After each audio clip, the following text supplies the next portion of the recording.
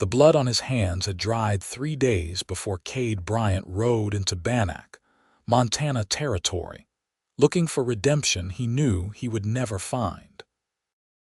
The summer of 1876 had been unforgiving, and Cade carried the weight of it in every movement as he dismounted outside the boarding house at the edge of town.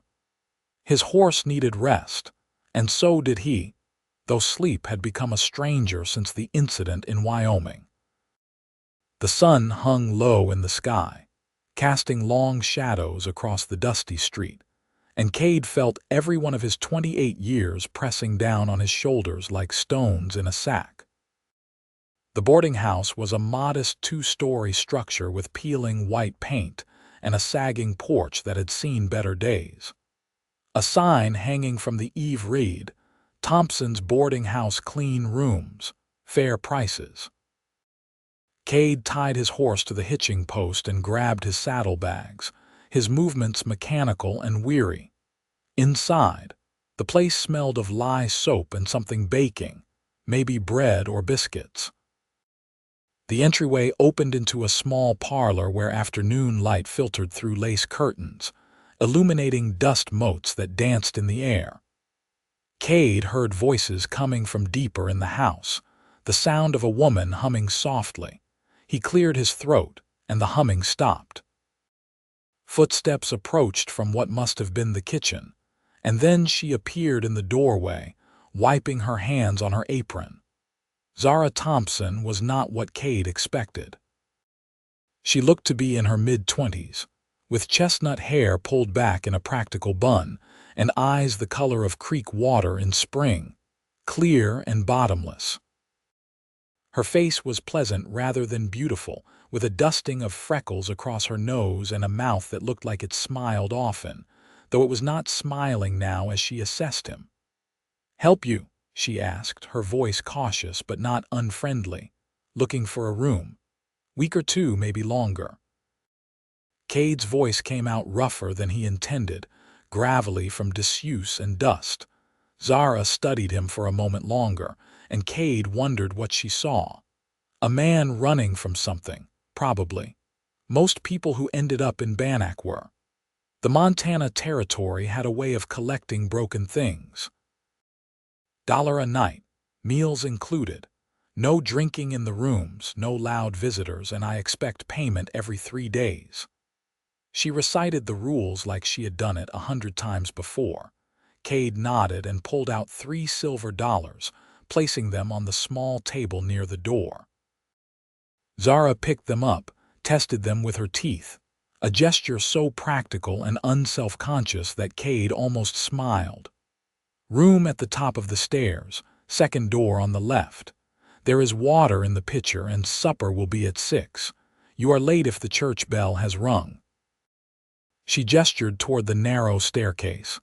Cade thanked her and climbed the stairs, his boots heavy on the wooden steps. The room was small but clean, just as advertised.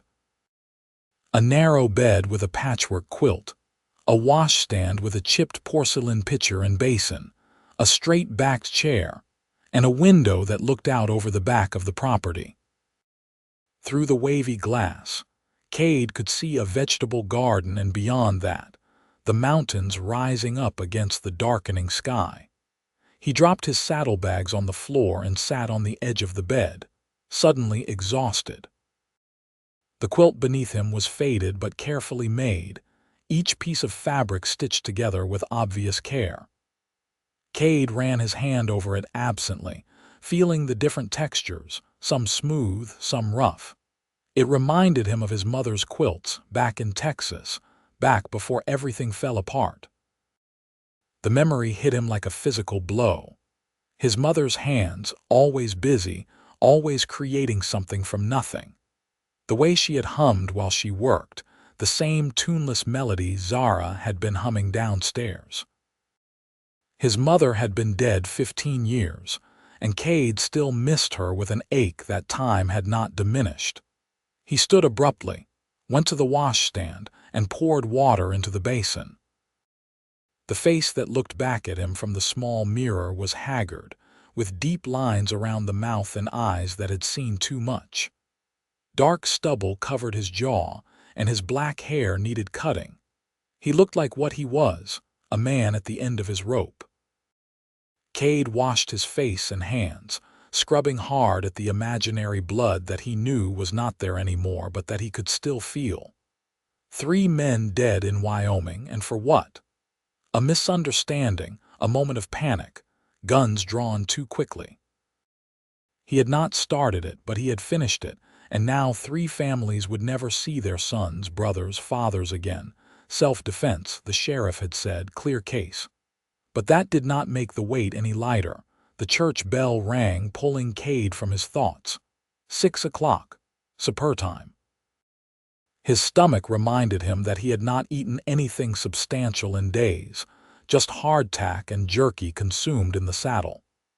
He changed into a cleaner shirt, ran his fingers through his hair, and headed downstairs. The dining room was adjacent to the parlor, a simple space with a long table that could seat maybe 10 people. Only 3 places were set tonight.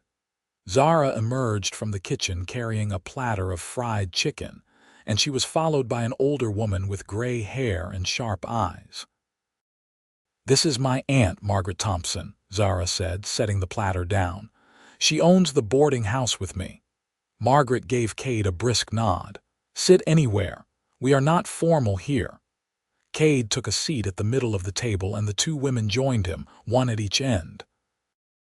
The meal was simple but plentiful. Chicken, boiled potatoes, green beans, fresh bread, and butter. They ate in relative silence at first, the kind of quiet that was not uncomfortable but simply companionable. Passing through.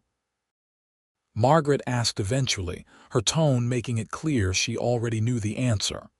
"Not sure yet," Cade replied honestly. "Depends on whether there is work to be had." "Can you handle cattle?" Margaret asked. "Yes, madam. Been working cattle since I was old enough to sit a horse." Miller's ranch, about 5 miles north of town.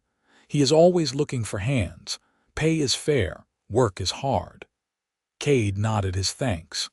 The thought of honest work, of physical labor that would tire his body and quiet his mind, was appealing. After supper, Cade offered to help clear the table, a gesture born of his mother's training. Margaret waved him off, but Zara gave him an appraising look that suggested she had noted the offer. He went outside to check on his horse, a gray gelding named Smoke that had been with him for 5 years. The animal nickered softly at his approach, and Cade spent some time brushing him down, making sure he had enough water and feed. The physical act of caring for his horse was soothing, a routine that required no thought. The evening was cooling down, the way it did in the mountains, and Cade could hear the sounds of the town settling in for the night. Bannack was not a large place, maybe 300 people on a good day, but it had survived the gold rush years and hung on through determination and stubborn pride. The main street boasted a general store, a saloon, a church, a blacksmith, and various other establishments necessary for frontier life. Cade stood in the gathering darkness, smoking a cigarette he had rolled, watching the stars emerge one by one. The sky out here was bigger than anywhere else, vast and indifferent to human concerns. He found that oddly comforting. When he finally went back inside, the house was quiet. A lamp had been left burning low in the parlor, and he could see light coming from under a door near the kitchen. He climbed the stairs to his room, undressed down to his union suit, and lay down on the bed with its carefully made quilt. Sleep did not come easy, but it came eventually, and for the first time in 3 days, Cade did not dream of blood and gunsmoke. The next morning dawned clear and bright, and Cade woke to the smell of coffee and bacon. He dressed quickly and headed downstairs, finding the dining room empty but the table set for breakfast. Voices came from the kitchen, and he followed them. Zara stood at the stove, flipping flapjacks on a griddle while Margaret was slicing bread at the counter. They both looked up when he entered. "Morning," Cade said. "Smells good."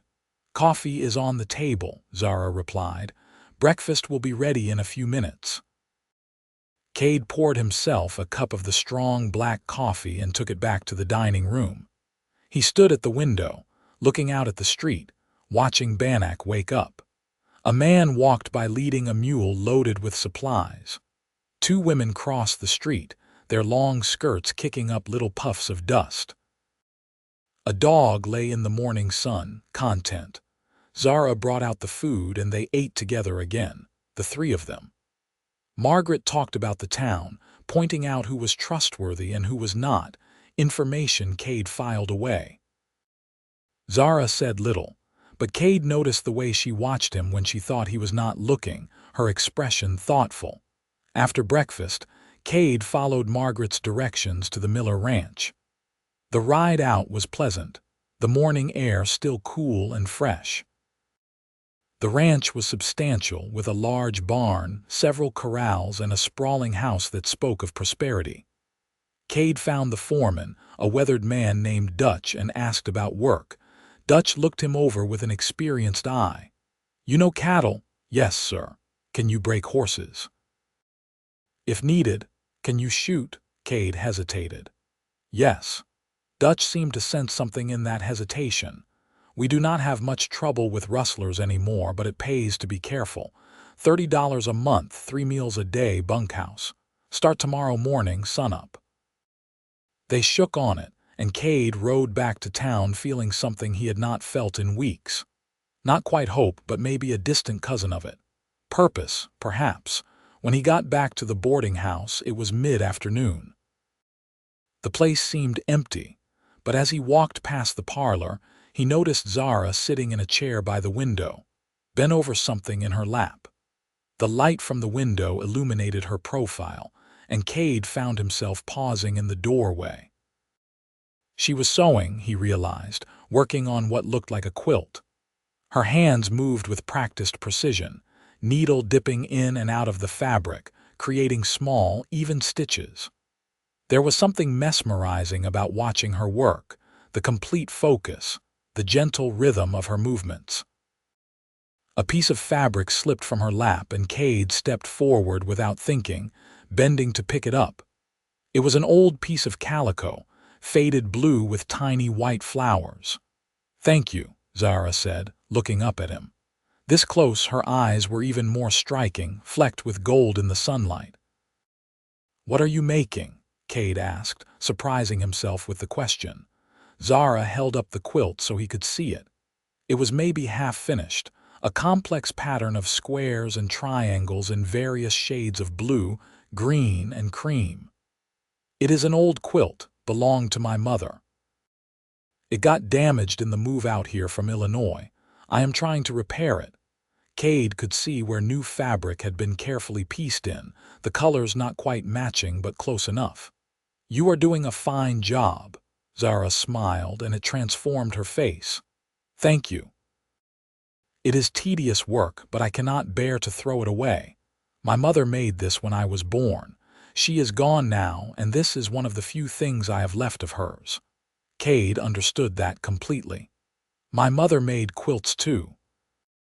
I remember watching her work, thinking it was some kind of magic, the way she could take scraps of nothing and turn them into something beautiful and useful." "It is a kind of magic," Zara agreed. She looked down at the quilt in her lap, running her hand over the fabric. "It is about taking broken things and making them whole again. About creating something that will last, that will keep someone warm long after you are gone." The words hit Cade harder than they should have, and he felt something crack open inside his chest. Taking broken things and making them whole again. Was that even possible for someone like him? Zara must have seen something in his face because her expression softened. "Would you like to sit? I could use the company if you are not busy." Cade should have said no. Should have gone up to his room, kept to himself, maintained the distance he had been carefully constructing between himself and the rest of the world. But instead, he found himself pulling up a chair and sitting down across from her. "Tell me about your mother's quilts," Zara said, her needle resuming its steady rhythm. So Cade did.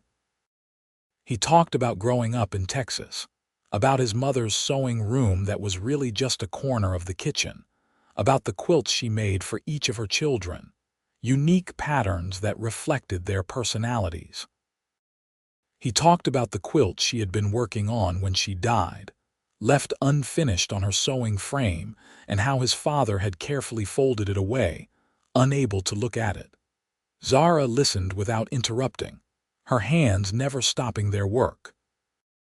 When Cade fell silent, she said, "What happened to that quilt, the unfinished one?" "I do not know. My father died a few years after my mother, and the ranch was sold. I assume whoever bought the place either finished it or threw it away." "That is sad," Zara said quietly. "All that love and work, left incomplete." "Some things cannot be finished," Cade said, his voice harder than he intended. Zara looked up at him, really looked at him, and Cade had the uncomfortable feeling that she could see right through all his carefully constructed walls. "I used to think that too.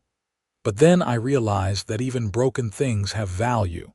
Even incomplete things can be beautiful. And sometimes, if you are patient enough, you can find a way to finish what was started." They sat in silence for a while after that, Zara sewing, Cade watching. There was something peaceful about it, something that settled the restless energy that had been driving him for days. The afternoon light shifted and changed, casting moving shadows across the floor, and outside, Bannack went about its business, indifferent to two people sitting in a quiet room, one sewing, one healing. Eventually, Margaret came home from wherever she had been, and the spell was broken. Cade excused himself and went up to his room, but he found himself thinking about Zara's words, taking broken things and making them whole again. That night at supper, Margaret mentioned that the church was having a social on Saturday, and half the town would be there. "You should come," she said to Cade.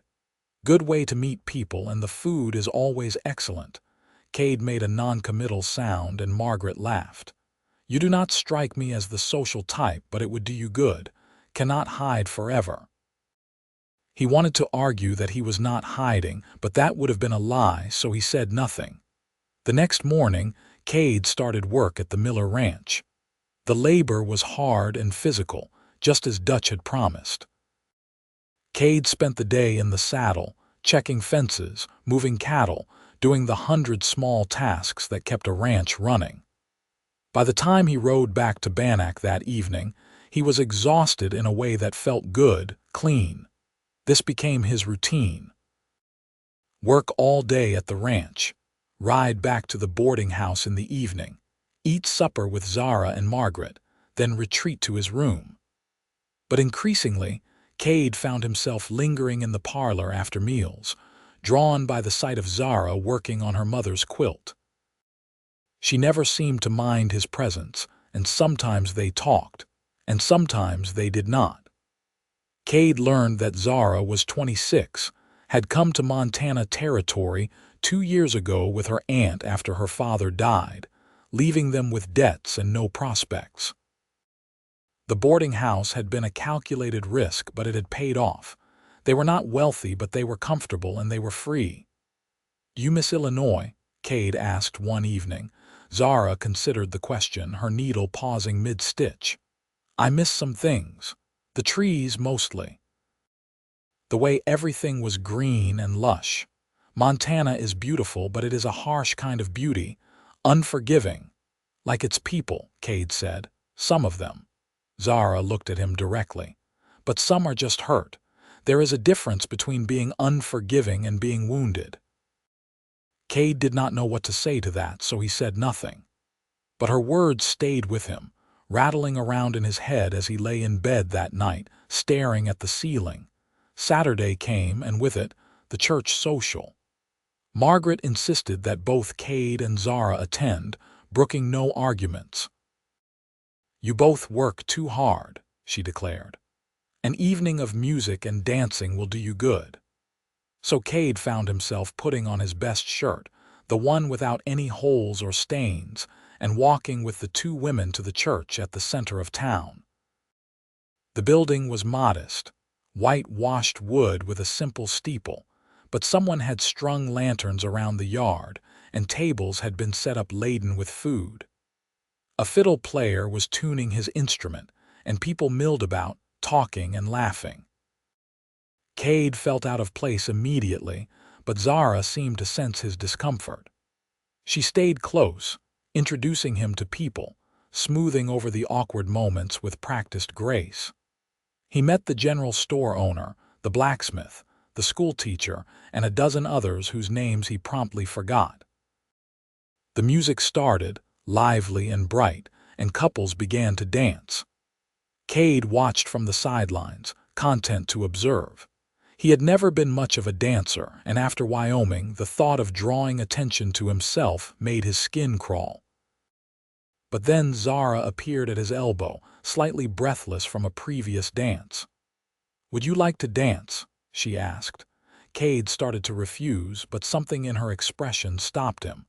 Not pity exactly, but an invitation. A chance to be normal just for a moment. "I am not very good," he warned. "Neither am I," Zara said, which was clearly a lie based on what he had just watched. She took his hand and led him to where other couples were dancing. The fiddle player launched into a waltz, and Cade placed his hand on Zara's waist, feeling the warmth of her body through the fabric of her dress. She smelled like lavender and sunshine, and standing this close to her, Cade realized just how long it had been since he had touched another person with anything other than violence or necessity. They moved together awkwardly at first, Cade trying to remember the steps his mother had taught him years ago. But Zara was patient, and gradually he found the rhythm. They swayed and turned, and for those few minutes, the rest of the world fell away. There was just the music, the lantern light, and the woman in his arms. When the song ended, Cade realized he was smiling, actually smiling for the first time in weeks. "See," Zara said softly, "you are better than you think." They danced twice more that evening, and each time it got easier. Cade found himself relaxing, his shoulders dropping, the knot of tension in his chest loosening just a fraction. He watched Zara laugh at something Margaret said, watched the way the lantern light caught in her hair, and felt something shift inside him. This was dangerous. He had no business feeling anything for this woman, no business letting himself get comfortable in this town. He was a man with blood on his hands, a man who brought trouble wherever he went. Zara deserved better than that. But when she looked at him across the crowded churchyard, her eyes warm and welcoming, Cade could not quite bring himself to walk away. The evening wound down eventually, and the three of them walked back to the boarding house under a sky full of stars. Margaret went straight to bed, claiming exhaustion, but Zara paused at the foot of the stairs. "Thank you for coming tonight," she said. "I know it was not easy for you." "How did you know that?" Cade asked. Zara smiled. "You looked like you were facing a firing squad when we first arrived. But you stayed and you danced with me, and I appreciate it." "It was not a hardship," Cade said quietly. "Dancing with you." Something flickered in Zara's eyes, something that made Cade's breath catch. But then she looked away, her hand gripping the banister.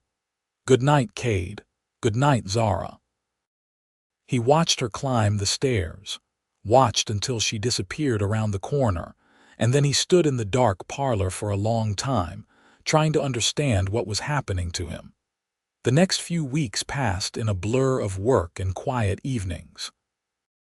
Cade settled into the rhythm of life at the Miller Ranch, earning Dutch's respect with his hard work and reliability. The physical labor was exactly what he needed, tiring him out so completely that sleep came easier, and the nightmares, while not gone, became less frequent. And in the evenings, there was Zara and her quilt. He had taken to sitting with her almost every night now, sometimes talking, sometimes just keeping her company while she worked. The quilt was slowly taking shape, the damaged sections being repaired with careful precision. Cade found himself fascinated by the process, by the way Zara could look at a torn piece of fabric and figure out how to fix it, what color and pattern would work best. "How do you know?" he asked one evening, watching her debate between two pieces of cloth, both blue but slightly different shades. "It is not always about matching perfectly," Zara explained.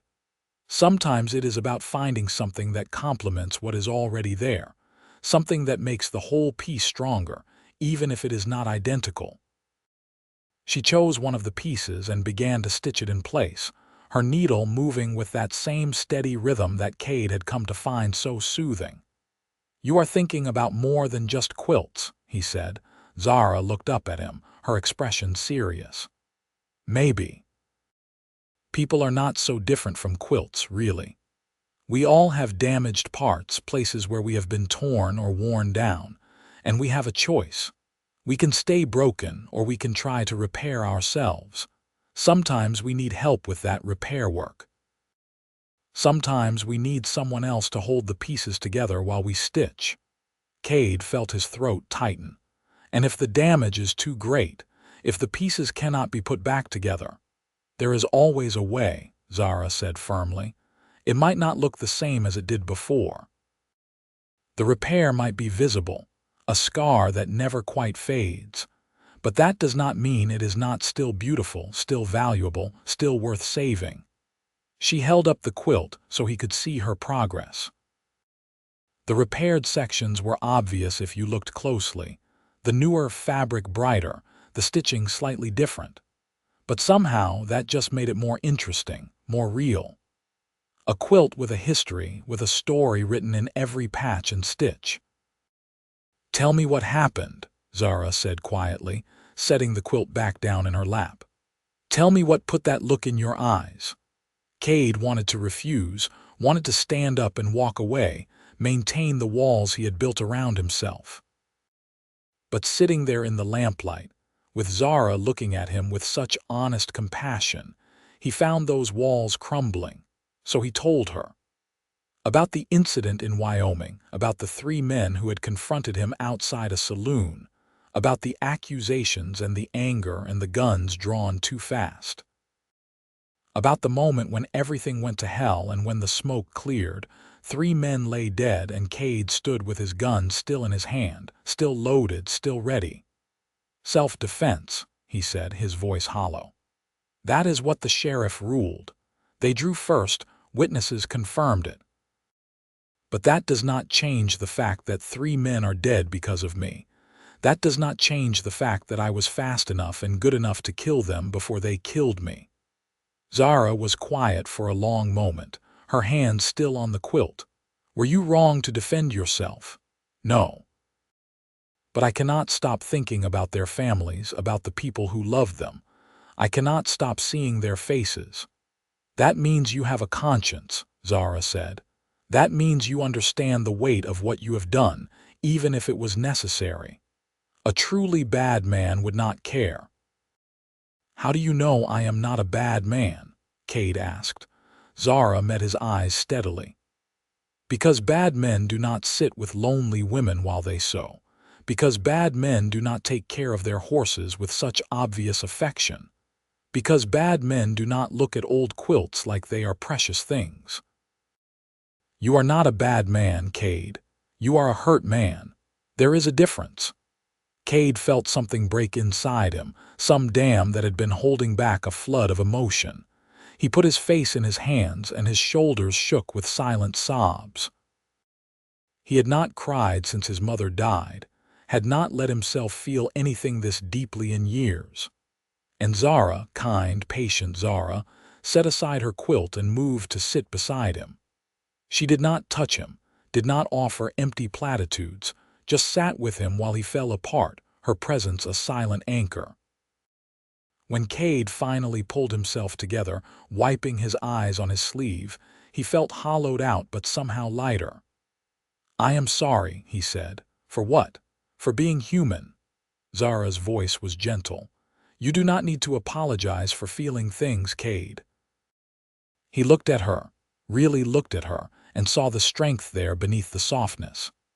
This was a woman who had buried her parents, who had moved halfway across the country with nothing but determination and hope, who had built a life from scratch.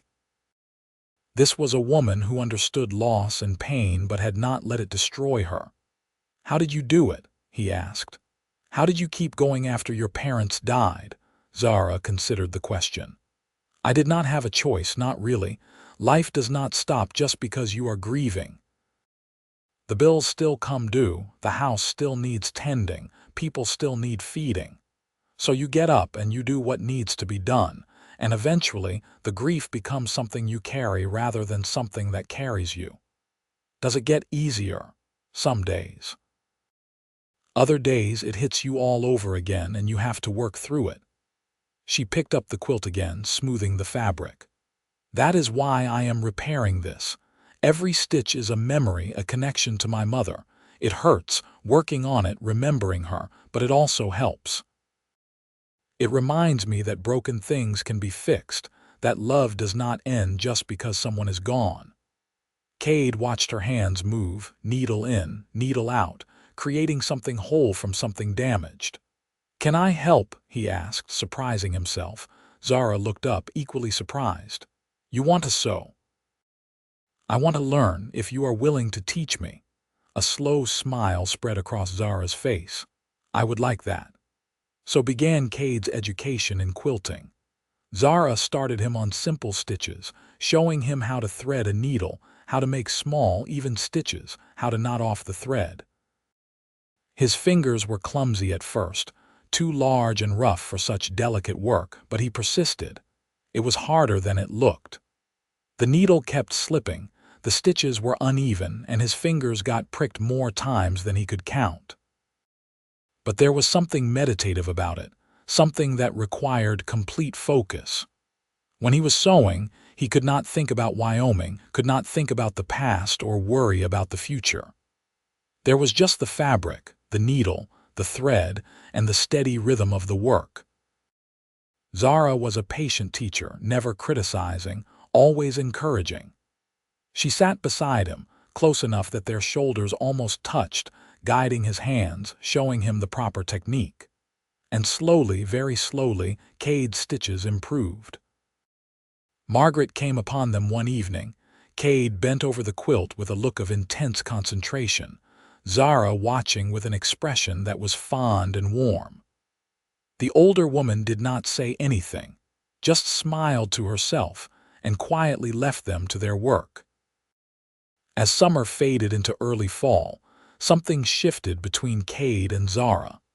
It was nothing dramatic, no grand declaration, just a gradual growing awareness of each other. The accidental brush of hands when passing a plate at dinner. The way Cade's eyes sought Zara out when he entered a room. The way Zara's face lit up when she heard his horse approaching in the evening. They talked for hours, learning each other's stories. Zara told him about growing up in Illinois, about her mother's illness, about her father's slow decline into debt and despair after his wife's death. About the difficult decision to come west, to leave everything familiar behind. Cade told her about Texas, about his childhood on a struggling ranch, about his father's drinking and his mother's quiet strength.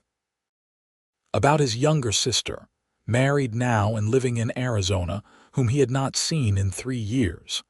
About the years of drifting, of ranch work and odd jobs, of never quite finding a place to belong.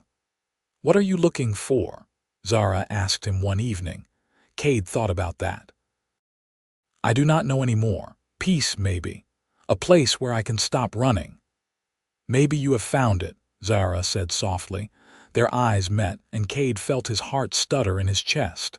He wanted to reach for her, wanted to pull her close and feel the warmth of her body against his. But he held back, afraid of ruining whatever this was growing between them. The quilt was nearly finished now. Zara had repaired all the damaged sections, and she was working on the binding, the final step that would complete the project. Cade had helped with some of the simpler repairs, and his stitches, while not perfect, were visible on the quilt, woven in alongside Zara's more practiced work.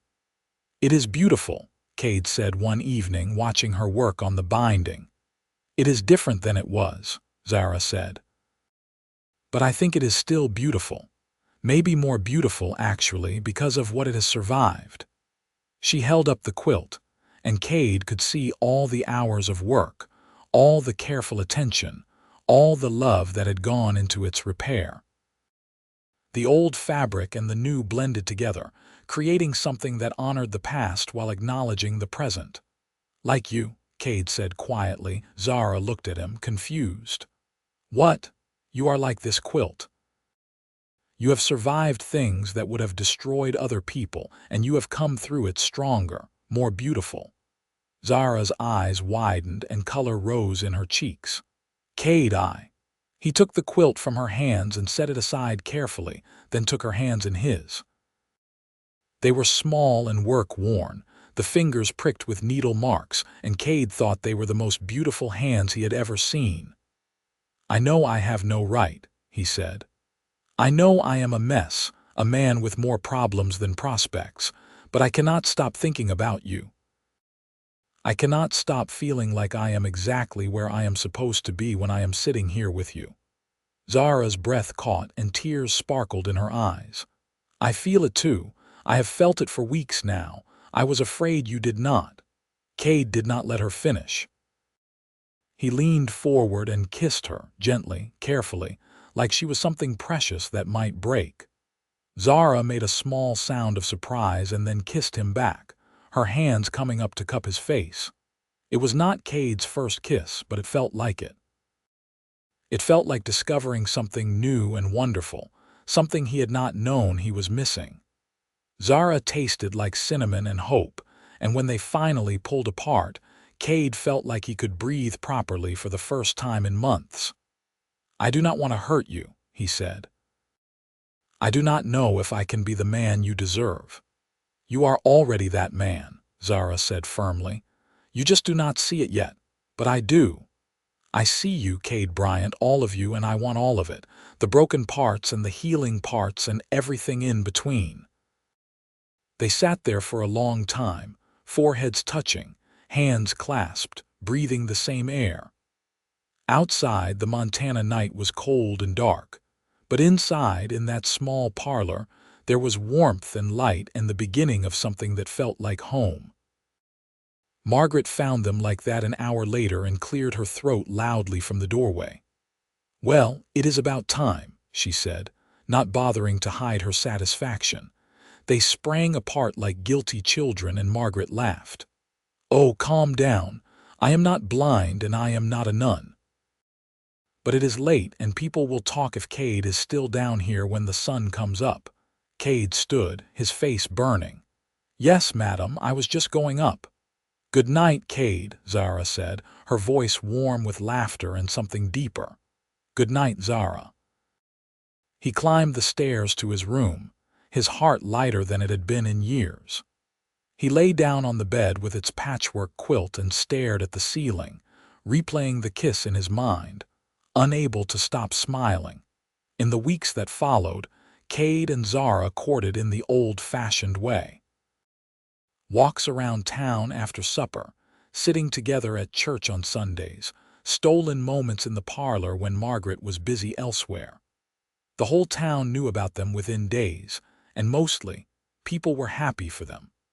Zara was well-liked, and Cade had proven himself to be a reliable, hard-working man. Dutch at the ranch noticed the change in Cade immediately. "You are practically whistling while you work these days," he observed one afternoon. "Does this have anything to do with the pretty woman who runs the boarding house?" Cade felt his face heat. "Maybe." Dutch laughed and clapped him on the shoulder. "Good for you. A good woman can save a man if he lets her." But not everyone was pleased. There was a man in town, Jack Drummond, who had been courting Zara before Cade arrived.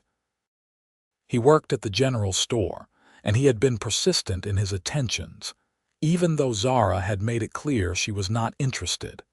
Cade encountered him one evening outside the saloon. He had gone in to have one drink with some of the ranch hands, trying to be social, trying to be normal. He was on his way out when Drummond stepped into his path. "So you are the one," Drummond said, his words slightly slurred. He had clearly been drinking for a while. "Excuse me," Cade said, trying to step around him. Drummond moved to block him. "I was courting Zara for 6 months. 6 months of bringing her flowers, of sitting through church services, of doing everything right. And then you show up, some drifter with a dark past, and she falls for you in a matter of weeks. How does that work exactly?" "I do not know," Cade said honestly, "but Zara can make her own choices." "You are not good enough for her," Drummond said, jabbing a finger at Cade's chest. "Everyone knows you are running from something. Everyone knows there is blood on your hands." Cade felt his temper rise, but he kept his voice calm. "You are drunk. Go home, sleep it off, or what? You will shoot me like you shot those men in Wyoming." The world went very still. Cade heard a roaring in his ears, felt his hands curl into fists. It would be so easy to hit this man, to let the anger and frustration out in violence. That was what the old Cade would have done. But he was not that man anymore, or he was trying not to be. "Go home," Cade said again, his voice hard. "This conversation is over." He walked away, leaving Drummond standing there, still shouting insults. A few people had gathered to watch, drawn by the commotion, and Cade felt their eyes on him as he walked back to the boarding house. Zara was in the parlor when he arrived, and she took one look at his face and set aside her sewing. "What happened?" Cade told her about the encounter with Drummond, about the accusations and the temptation to violence. "He is right, you know," he said quietly. "I am not good enough for you. You could do better." Zara stood up and crossed to him, taking his face in her hands. "Cade Bryant, you listen to me. Jack Drummond is a small, petty man who cannot handle rejection. He does not get to decide what is good enough for me. I decide that, and I choose you." "You do not know everything about me," Cade said. "Then tell me. Tell me everything and let me choose with all the information." So Cade did. He told her things he had never told anyone. About the fights he had been in, the close calls, the times he had been on the wrong side of the law, even if just barely. About the drinking he had done, trying to forget, and the hollow feeling that had followed him for years. About the fear that he was fundamentally broken, fundamentally unable to be the kind of man who could build a life, have a family, be happy. Zara listened to all of it without interrupting, and when he was finished, she kissed him. "None of that changes how I feel about you," she said. "You are not that person anymore. Or if you are, then you are also the man who sits with me while I sew, who is gentle with horses, who works hard every day, who is trying to be better. People are complicated, Cade. We contain multitudes, and I love all of your multitudes." Cade froze. "You love me." Zara smiled, a little shy, a little bold. "Yes, I love you. I think I have loved you since that first evening when you asked about the quilt, when I saw the look in your eyes and recognized a kindred spirit." "I love you too," Cade said, the words feeling strange but right in his mouth. "I did not think I could feel this way, but I do. I love you, Zara." They kissed, and it was different from before. Deeper, more urgent, full of promise. When they finally pulled apart, both breathing hard, Cade knew with absolute certainty that this was the woman he wanted to spend his life with. "Marry me," he said, the words tumbling out before he could think better of them. Zara laughed, surprised. "Are you serious?" "I have never been more serious about anything in my life. I know it is fast, I know I should probably wait, do this properly, but I cannot. I do not want to waste another day not being your husband." "Yes," Zara said, tears streaming down her face. "Yes, I will marry you." They told Margaret the next morning over breakfast, and the older woman let out a whoop of joy that probably woke half the neighborhood. "Finally," she said. "I thought you two were going to dance around each other forever." The wedding was planned for 3 weeks later, time enough to get the license and make the necessary arrangements, but not so long that they would lose their nerve. It would be a simple ceremony at the church, followed by a meal at the boarding house for close friends. Those 3 weeks passed in a blur of preparation. Zara sewed herself a new dress, pale blue with lace at the collar, while Cade bought a new suit from the general store, ignoring Jack Drummond's glares. He also bought a ring, a simple gold band that took most of his savings but was worth it to see the look on Zara's face when he showed it to her. The night before the wedding, Cade sat in the parlor with Zara, watching her put the final stitches in her mother's quilt. It was completely finished now, whole and beautiful, ready to begin its next chapter. "I want you to have this," Zara said, folding the quilt carefully. "For our bed in our home." "Our home," Cade repeated, liking the sound of it. "Margaret is giving us the house," Zara said. "She is going to live with her sister in Virginia City. She said it is time for her to retire, and she wants us to have the boarding house." Cade was stunned. "That is too much." "It is a gift, and you do not refuse gifts," Zara said. "Besides, she said she can think of no one better to care for the place, and the income from the boarders will give us a good start." "What about your quilting?" Cade asked. "Will you keep doing that?" Zara smiled.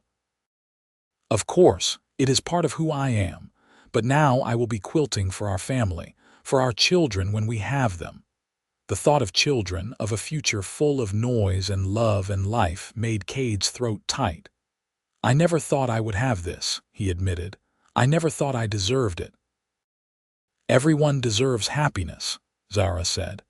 "Even cowboys with dark pasts and wounded hearts."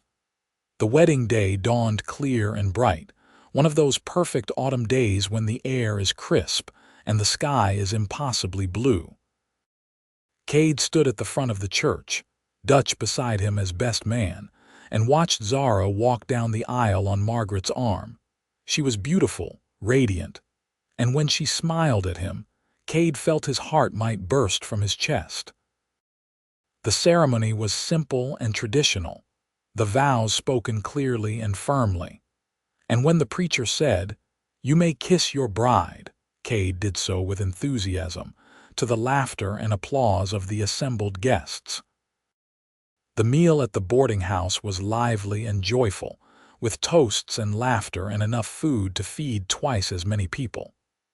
Cade found himself relaxing, actually enjoying himself, surrounded by people who had become friends, maybe even family. As the evening wound down and the guests departed, Cade and Zara were finally alone. Margaret had tactfully retired to her room early, leaving them the parlor. They sat together on the sofa, Zara's head on Cade's shoulder, both of them exhausted but happy. "Are you glad?" Zara asked. "More than I can say," Cade replied. "Are you so very glad?" Zara tilted her head up to kiss him. "Come to bed, husband." They climbed the stairs together to the room that had been Zara's but was now theirs. The quilt was already spread on the bed, her mother's quilt, repaired and whole. Cade ran his hand over it, feeling the different textures, the old and the new woven together. "We are like this quilt," he said. "Broken pieces stitched together made whole." "Yes," Zara agreed, beginning to unbutton her dress. "And we will keep stitching, keep repairing for the rest of our lives, because that is what love is. It is choosing every day to hold the pieces together." That night, they consummated their marriage with tenderness and passion, discovering each other, learning each other, creating something new from their broken parts. And when they finally fell asleep, tangled together under the repaired quilt, Cade felt at peace for the first time in his life. The first year of marriage was not without challenges. Learning to live together, to navigate each other's moods and habits, was harder than Cade expected. There were arguments, misunderstandings, moments of frustration. The boarding house required constant work, and there were times when Cade came home from the ranch so exhausted he could barely speak. But there were also moments of profound joy. Waking up next to Zara every morning, her hair spread across the pillow, her face soft with sleep. Coming home to the smell of supper cooking, to the sound of her humming. Sitting together in the evenings, him reading while she sewed, comfortable in their shared silence. Zara taught him more about quilting, and Cade discovered he enjoyed it more than he expected. There was something satisfying about creating something beautiful and functional, about seeing a project through from start to finish. He made a small quilt for the back of the sofa, another for the bed in one of the boarding rooms, and Zara praised each one, even though his stitches were still not as neat as hers. In return, Cade taught Zara to ride properly, not the side saddle style she had learned as a girl, but astride, the way that gave you real control. They took long rides on Sunday afternoons, exploring the country around Bannack, following streams up into the mountains, finding hidden meadows full of wildflowers. It was on one of these rides that Zara told him she was pregnant. They had stopped to rest the horses, sitting on a fallen log beside a creek, eating the lunch Zara had packed. The sun was warm on Cade's face, and he was thinking about nothing in particular, just enjoying the moment when Zara said, "I have something to tell you." Something in her tone made Cade's heart skip. "What is it? Are you all right?" "I am fine, better than fine." Zara took his hand and placed it on her stomach. "We are going to have a baby." Cade stared at her, trying to process the words. A baby. He was going to be a father. The thought terrified and thrilled him in equal measure. "Are you happy?" Zara asked, suddenly uncertain. "Happy." Cade pulled her into his arms, holding her tight. "I am terrified and amazed and so happy I cannot even find the words." "When?" "Late winter, I think, February or March." Cade did the math in his head. That meant she was about 3 months along. "Why did you not tell me sooner?" "I wanted to be sure. And I wanted to wait until we were alone, somewhere beautiful, to share the news." They sat there by the creek for a long time, talking about the future, about names and nurseries and all the things they would need. Cade felt a sense of purpose settle over him, stronger than anything he had felt before. He was going to be a father. He had to be the best man he could be for his child, for Zara. The pregnancy progressed smoothly. Zara continued to work, though Cade tried to get her to rest more, and she continued to sew, creating tiny clothes and blankets for the baby. Cade found himself working even harder at the ranch, saving every penny he could, wanting to provide for his growing family. Winter came early that year, with heavy snows that made travel difficult. Cade worried about Zara, about the baby, about what would happen when it came time for the birth. The nearest doctor was in Virginia City, a day's ride away under good conditions. Impossible in a blizzard. But Margaret, practical as always, had arranged for the midwife, an experienced woman named Mrs. Henderson who had delivered half the babies in Bannack. "Stop worrying," she told Cade. "Women have been having babies since the beginning of time. Zara is strong and Mrs. Henderson is excellent. Everything will be fine." Still, when Zara's labor started on a cold February morning, Cade panicked. She woke him before dawn, her hand on his shoulder, her face calm but tense. "It is time." Cade leapt out of bed, pulling on his clothes with shaking hands. He ran to get Mrs. Henderson, then ran to get Margaret's sister who had come to help, then ran back home, not sure what else to do. Margaret met him at the door. "You need to calm down. You are making everyone nervous." "Is she all right? Is the baby all right?" "Everything is fine. But this is going to take a while. First babies usually do. You should go chop some wood or muck out the stable or something. You are no use pacing around here." But Cade could not leave. He sat at the foot of the stairs, listening to the sounds from above. Voices, footsteps, and occasionally Zara's cries. Each cry felt like a knife in his heart, and he wished desperately that he could take her pain, bear it for her. Hours passed. The morning light grew stronger, then faded into afternoon. Cade did not move from his spot, did not eat, barely drank the coffee Margaret brought him. He just sat and waited and prayed to a God he was not sure he believed in. And then, just as the sun was setting, he heard it, the thin, wailing cry of a baby. Cade stood on shaking legs, his heart pounding. A moment later, Margaret appeared at the top of the stairs, smiling broadly. "You have a son, and Zara is fine. Come meet your boy." Cade climbed the stairs on legs that felt like water. The bedroom was warm and smelled of blood and sweat and something else, something elemental.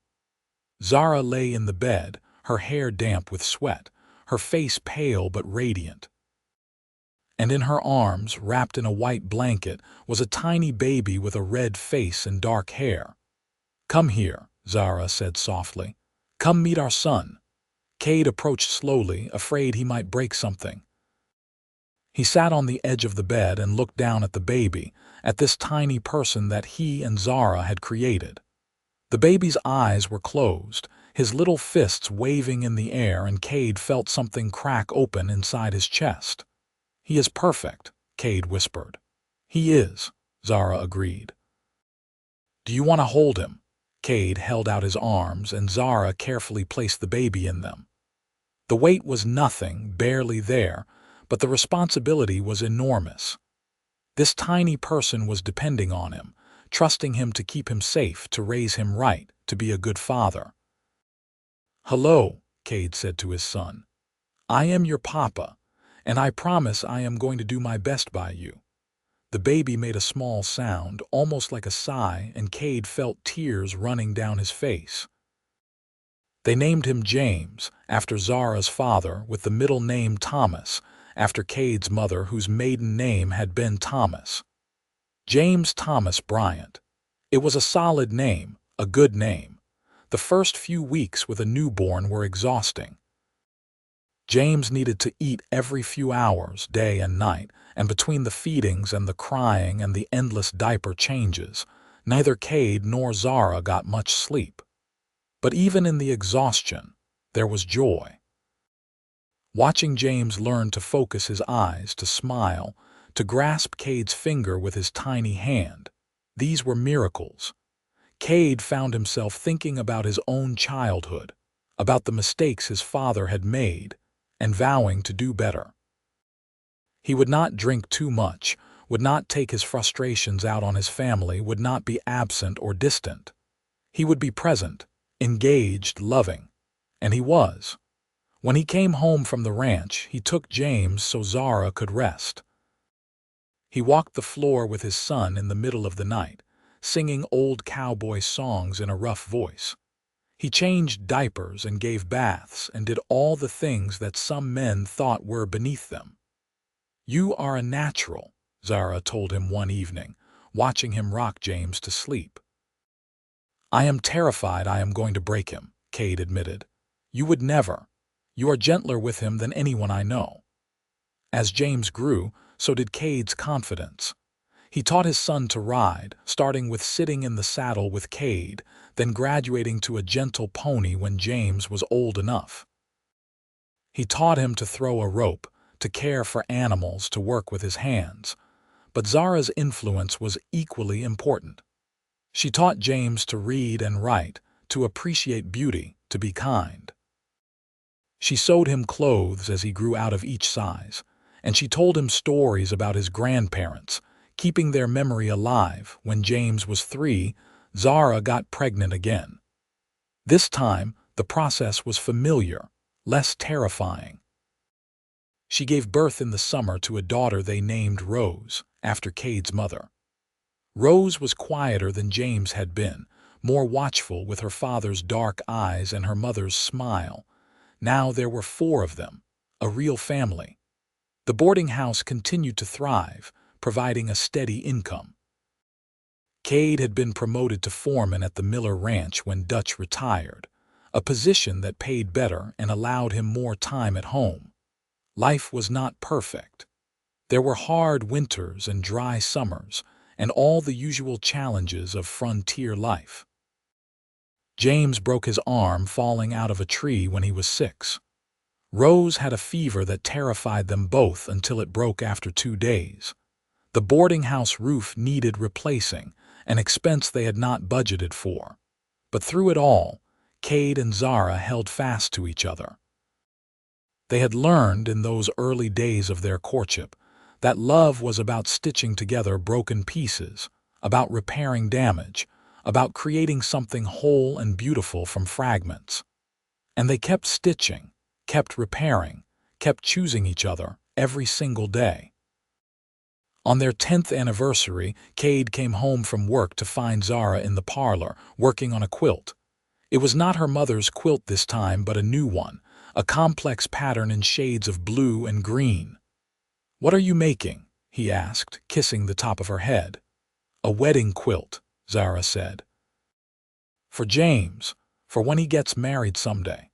I am starting early because it is complicated and I want it to be perfect."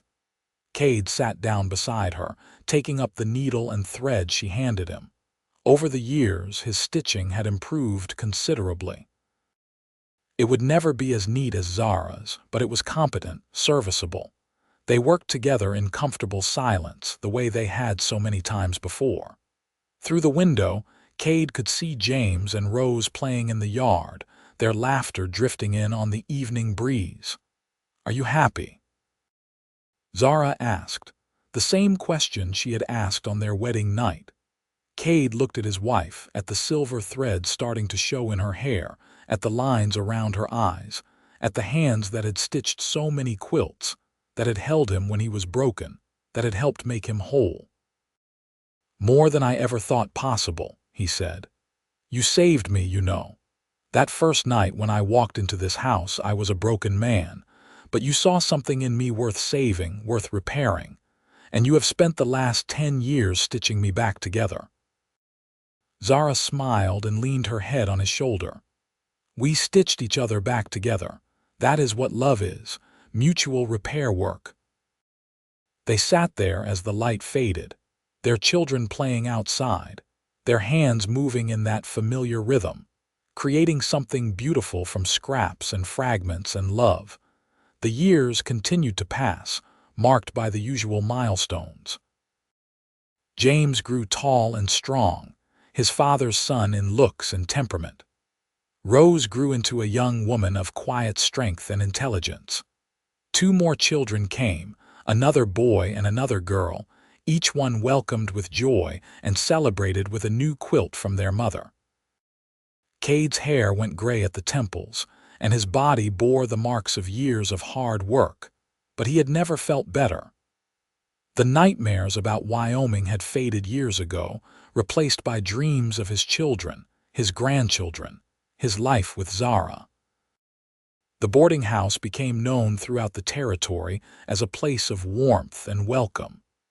Travelers came from miles around, drawn by tales of Mrs. Bryant's cooking and Mr. Bryant's kindness.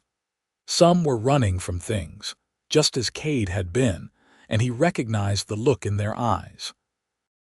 He tried to offer them what Zara had offered him, a place to rest, a chance to heal, hope for the future. One evening, many years after that first night when Cade had walked into the boarding house, a young man arrived at the door. He was dusty from the road, with haunted eyes and a look of desperation. Cade saw himself in that young man, saw the pain and fear and guilt. He welcomed him in, showed him to a room, invited him to supper. And later, when the young man sat in the parlor, unable to sleep, unable to rest, Cade sat with him. Zara was there too, her hair white now but her hands still sure and steady as she worked on yet another quilt. She did not ask the young man what he was running from, did not pry.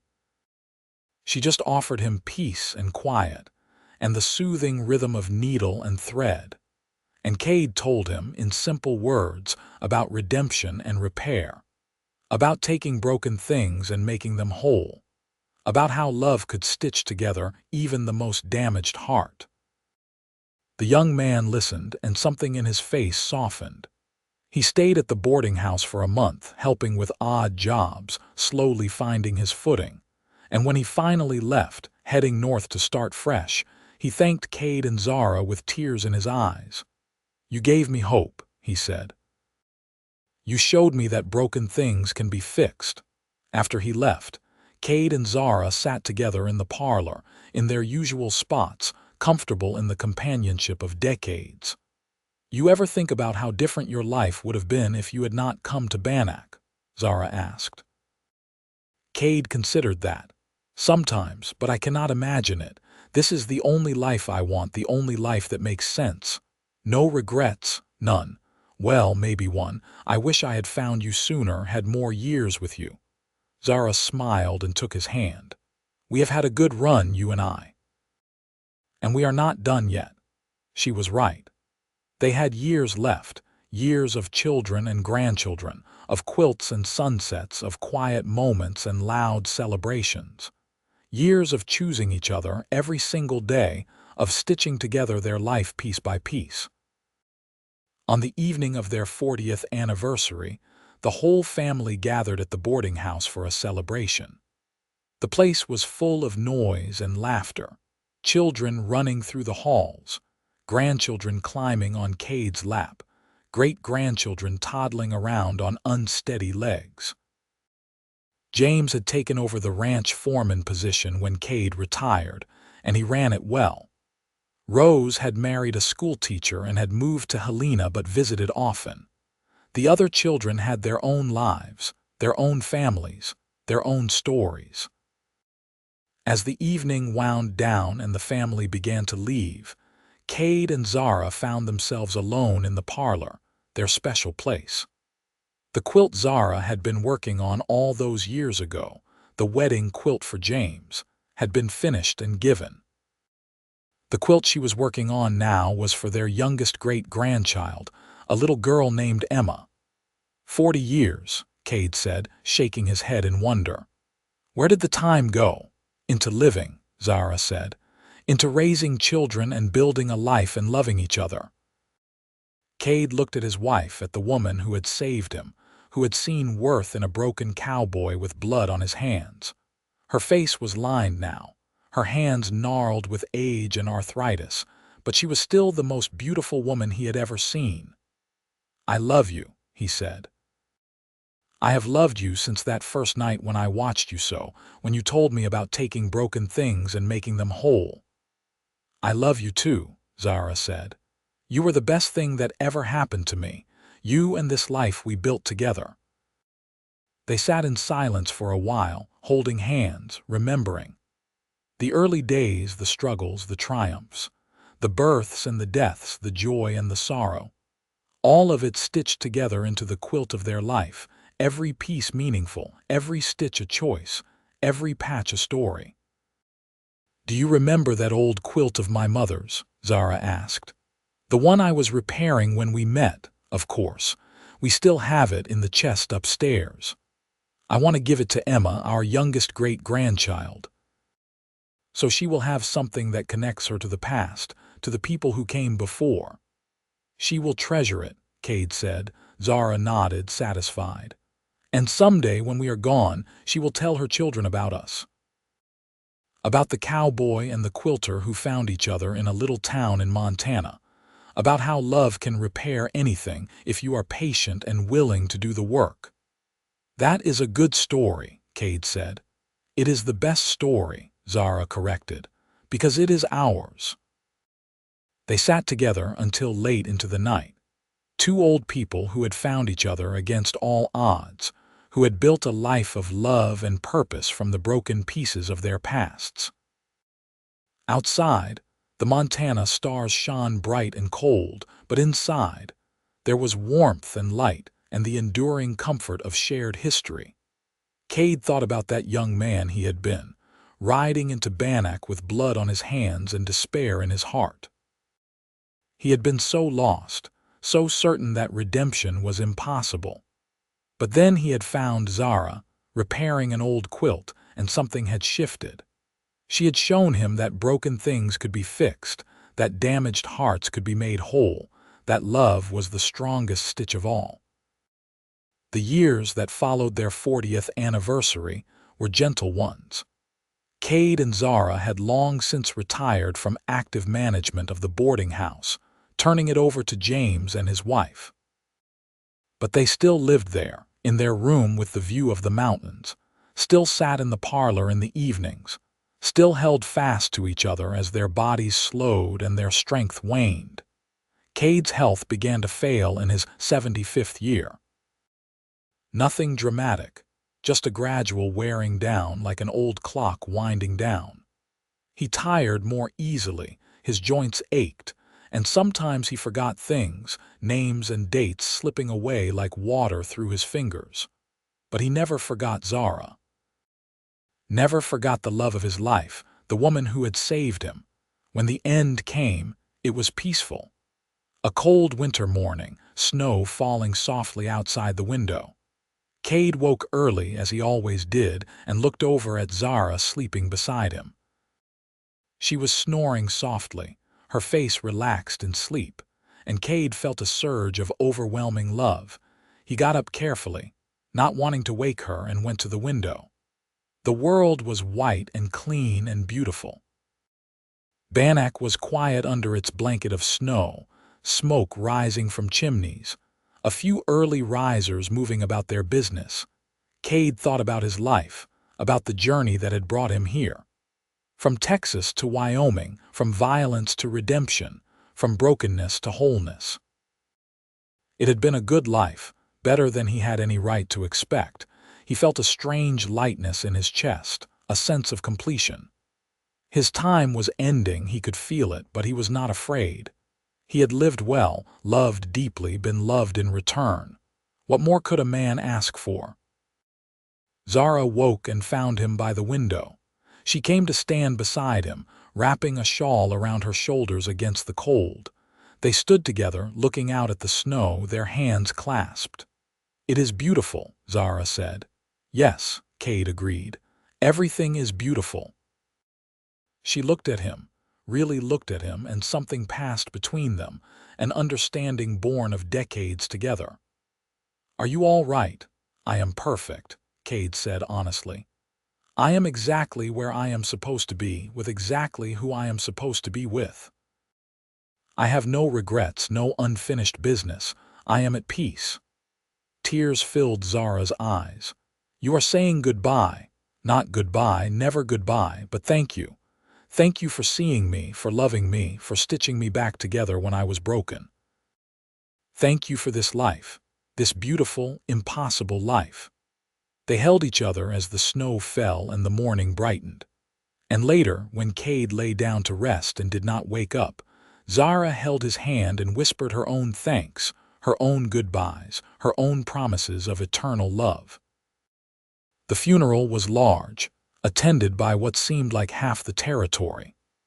Cade had touched many lives in his years in Bannack, and people came from miles around to pay their respects. He was buried in the cemetery on the hill, with a simple headstone that read, "Cade Bryant, beloved husband, father, and friend. He found redemption in love." Zara lived another 5 years after Cade's death. They were lonely years in some ways, but also rich ones. She was surrounded by family, by children and grandchildren and great-grandchildren who loved her. She continued to quilt, her hands moving slower now but still sure, still creating beauty from scraps and fragments. On the evening before she died, Zara sat in the parlor, working on one last quilt. It was for Emma, now a young woman herself, getting married in the spring. The quilt was nearly finished, just a few more stitches needed. Rose sat with her, keeping her company. "You should rest, Mama. You can finish that tomorrow." "No," Zara said firmly. "I need to finish it tonight. I can feel it." So Rose sat with her mother and watched her put the final stitches in the quilt.